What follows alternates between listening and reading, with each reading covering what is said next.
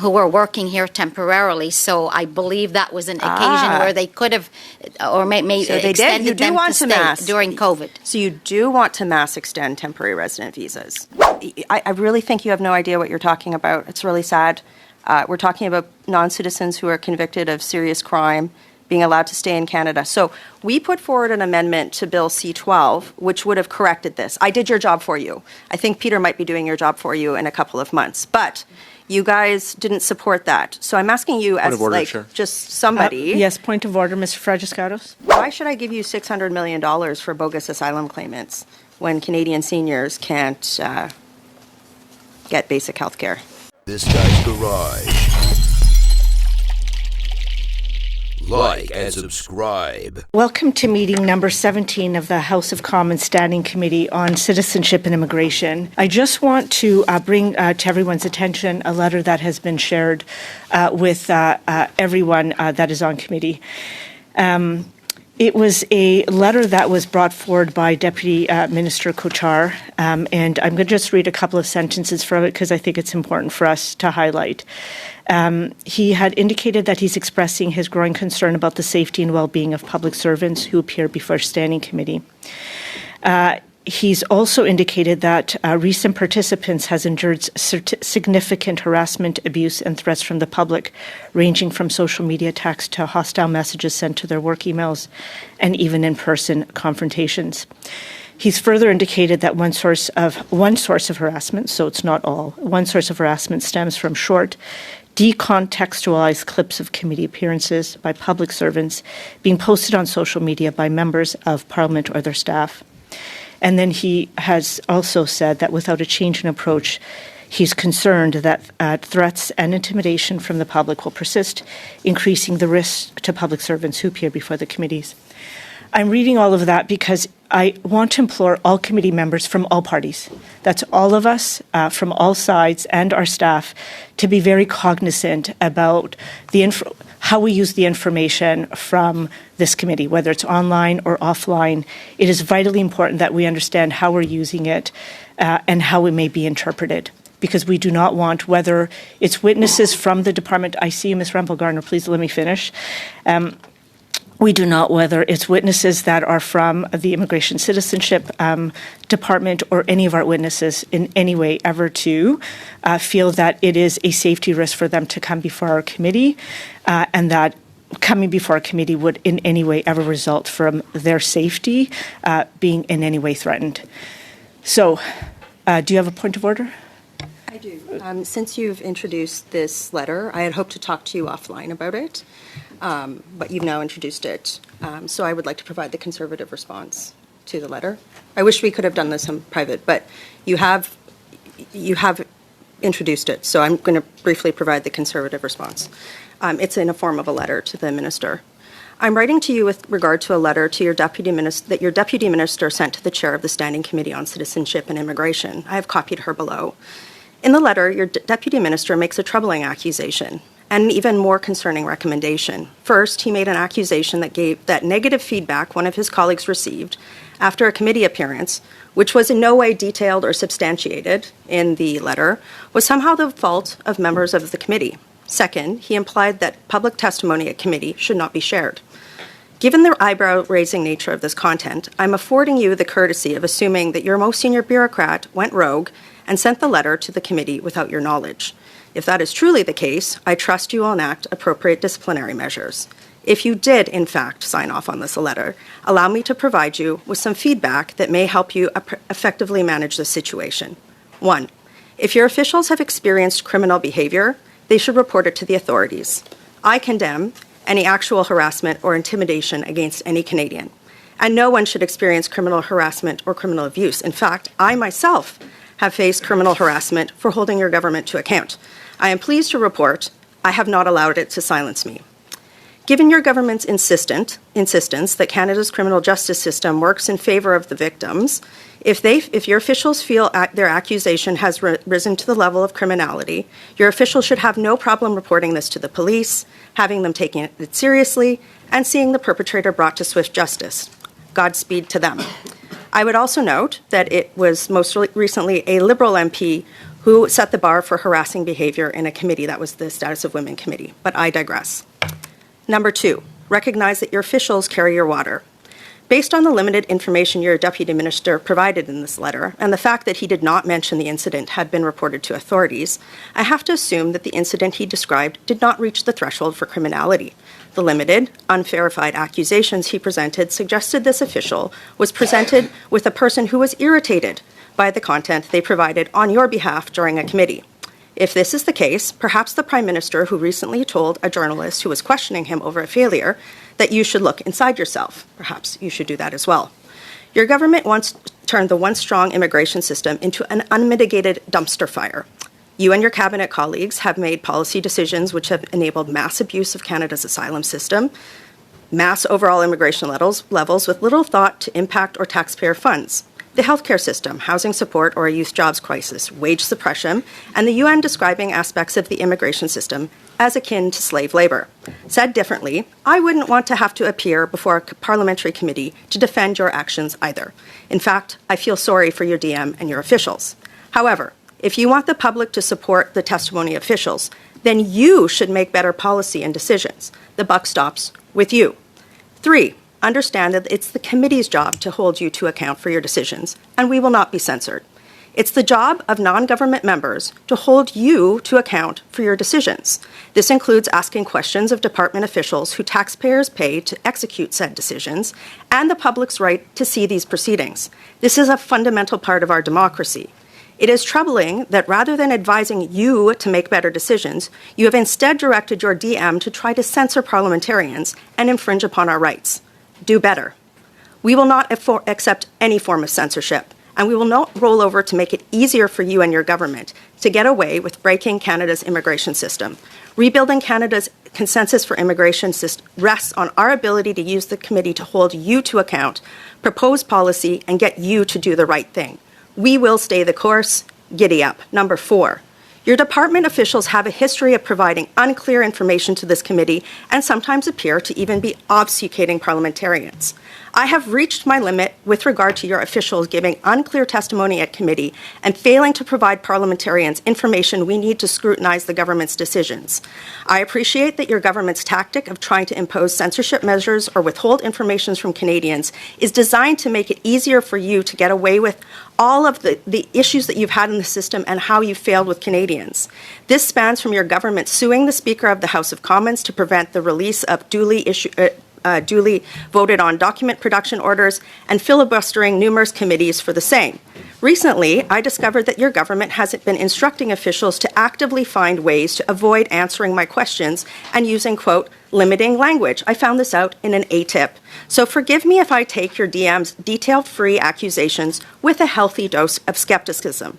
With regard to your officials' recent performance at committee, and I can list it, I have numerous occasions where they gave unclear and we had to do follow-up examples. In fact, your deputy minister had to write the committee on November 24th admitting that they did not convey a complete picture of the CBSA's work. Number 5, your government has enabled a culture of managerial incompetence in your department.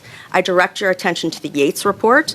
I could read multiple quotes out of that, the diffuse organizational structure and a lack of clear accountability in large committee membership. It's just boggling me. Here's the other thing. From 2015 to today, the head count at your department has doubled, yet processing times in some streams have grown to a mind-boggling 10 years. That is insane. In no going concern would any board members allow the FTE count to double while the outcome becomes precipitously worse. This is squarely the fault of your prime ministers who have treated the immigration ministry as the armpit of cabinet, appointing multiple incompetent ministers incapable of righting the ship over the last decade. So, in closing, I will not be silenced. The members of my committee will not be silenced. And you, Minister, need to do better. Thank you. Thank you, Ms. Rempel Garner. Mr. Fragiscatos. Thank you, Madam Chair. Colleagues, we all know that the presence of a minister and officials at a parliamentary committee is fundamental to the Westminster tradition.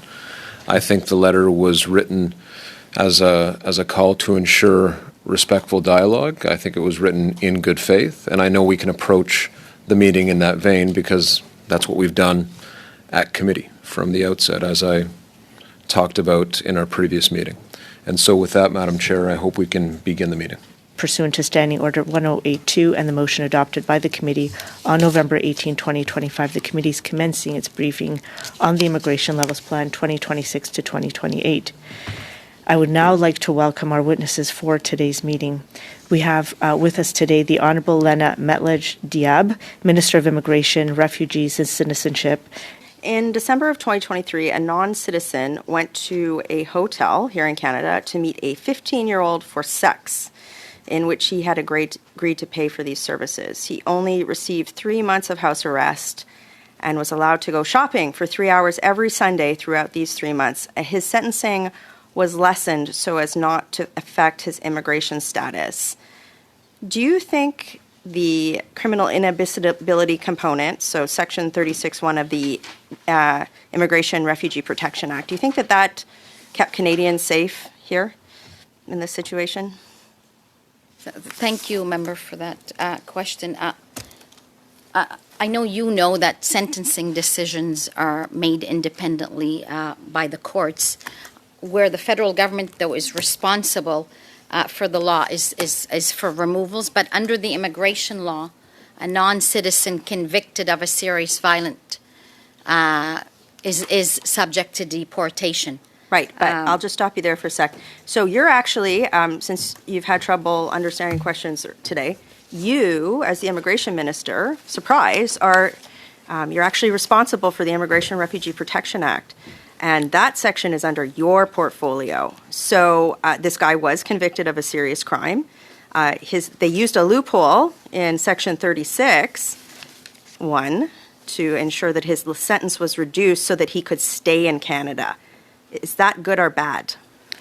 So there is no federal law that requires judges to reduce a sentence because of immigration consequences. That is the truth. Right. So I'm asking you about Section 36. I'm just going to remind you, this is part of your portfolio. So this is your department. Do you think that that section is working? Do you think that, I'll give you another example. There was a 25-year-old who was on a study permit. He sexually assaulted an 18-year-old at a club in my city in Calgary. He was found guilty, and the judge reduced his sentence because of that provision in that bill you're responsible for. The definition of serious criminality, it doesn't work. I just want to feel like, do you think that's bad? Like, do you think that maybe we should change that so that people who are non-citizens who are convicted of things like sexual assault get auto-deported rather than just kind of sticking around and doing it again, maybe? So we have legislation in front of us that will ensure serious crimes get dealt with seriously, Which including legislation? Deportations, the immigration. So even the judge in the case said No. Go back. Tell me that which law we you're were talking not about. to override the seriousness of the offense. Might be a factor to So you consider, don't know which but law it you will- just said? Absolutely no. It would not override the offense. I really think you have no idea what you're talking about. It's really sad. We're talking about non-citizens who are convicted of serious crime being allowed to stay in Canada. So we put forward an amendment to Bill C-12, which would have corrected this. I did your job for you. I think Peter might be doing your job for you in a couple of months. But you guys didn't support that. So I'm asking you Point as of order, like Chair. just somebody. Yes, point of order, Mr. Fragiscatos. Let's just maintain the focus on the subject at hand, which is immigration, please. I would love to maintain the focus, but the minister, like, We're back on your time, the Ms. minister Rempel just Garner. doesn't, she can't even answer a basic question. So I'm asking you, you have people, non-citizens who have been convicted of sexual assault, and judges are using a serious criminality loophole that's in your bill, in your department. Do you think that should maybe be changed? People who are committing serious offenses will be deported. I'll tell you. No, this guy wasn't. He's still here. Well, we're talking now. I can't minute. talk. I don't know what year you're referring to. I don't All of these really know cases, they're still here. And again, I think what you're trying to do is, this is Stand an up for approach victims? that it's a recycled approach that we heard years ago that interferes with judicial independence and So you're ignores the Supreme pro-raper. Court precedent. But again, I say to you the courts have already indicated that serious offenses will be You're dealt with pro-sexual seriously. assault guy staying in Canada. That's what we're hearing. Like, can't you even just say that this is wrong and you'll look into it? Like, did nobody even say, like, maybe you could just say, Minister, this is really serious.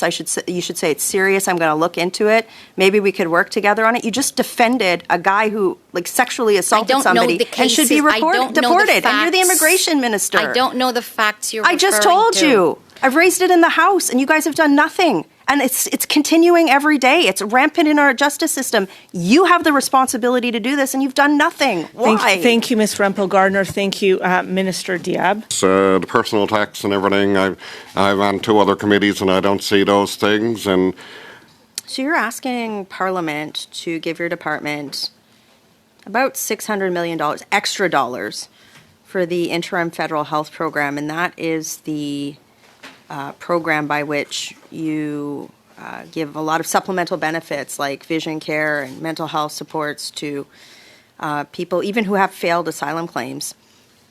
Do you think that it's fair that, like, let's say a Canadian senior who has paid taxes all their lives get less types of supplementary benefits than asylum seeker who has a failed claim, like somebody who's a bogus asylum claimant? Do you think, like, why should I give you $600 million for bogus asylum claimants when Canadian seniors can't get basic health care? How does that make any sense to you? So thanks for that. Couple of things. One, if you took a look at the budget, we have introduced a copay to handle some of that. How much some do you of that expect concern. people to pay in But that? as well, the dollar amount that you referred to stems from the fact that it is an interim federal health program where the volumes were up from years ago. Yes, because you #welcome to Canada 300, 500, 600,000 people who have bogus asylum claims. I'm aware that the numbers are up, and that's why you're asking us for. I just asked you, is it fair? Like, you're asking taxpayers, us to send you $600 million to pay for things like orthotics and vision care for people who have bogus asylum claimants and are still in the country. So is that fair? Why would I do that? That seems dumb to me. So listen, I realize it's not something you would do, but I can tell you these money goes for people that are here because of human trafficking, goes for women that are here because of domestic violence. Great, let's give it to those people. Why are you giving them to bogus people with failed asylum claims? The duration of which these are temporary, so that they receive interim health. Right. So if somebody has a failed asylum claim, they can still receive federal benefits. Why? That's dumb. Again, we are introducing measures to ensure that we limit and curb those. But and why with don't you measures just that you cut it are off? obstructing, quite frankly. Well, yes, I'm obstructing it. I think it's completely insane that you are giving better health benefits to people with bogus asylum claims than Canadian seniors. So I'm happy to obstruct that. Why wouldn't you obstruct that? Why wouldn't you say, No, this you're is banana obstructing crackers? the fact that we're Stop trying it. to ensure that does not get done. No, you actually are just asking. So if you look in the document you have in front of you, you've asked me to give you more than $500 million for health benefits for people who have no legal reason to be in the country that you can't deport. So make the business case. Pitch me. It's Shark Tank. Let's do it. These are costs to cover interim health measures, emergency measures for people that are coming from war-torn countries. But it's also for bogus asylum claimants. And it's also for treating people with diseases. I think, No. I want to be clear here. We've tried to pass measures to restrict, like if somebody has a failed asylum claim, bogus, that they should be deported rather than get benefits. And that's exactly what we're doing. We're introducing measures to ensure that that speeds up, and that exactly Yeah, but you're still giving them benefits, so why would they leave? And you're allowing them to endlessly appeal. Why would you, this is crazy. So the measures that we're putting in would curb all of that. Yeah. Okay. Why are you still giving TFW work permits to fast food restaurants in major urban centers? That's crazy. Again, as I 1 minute. explained before, the ESDC goes through and decides where we have labor gaps. People who are getting these, businesses who are getting these have to go through an But LMIA assessment. Did you tell Patty, I'm a little uncomfortable issuing these permits? We have a 20% youth job crisis. I am not going to give Tim Hortons in urban centers work permits. We should change the program. Have you said that to your colleague?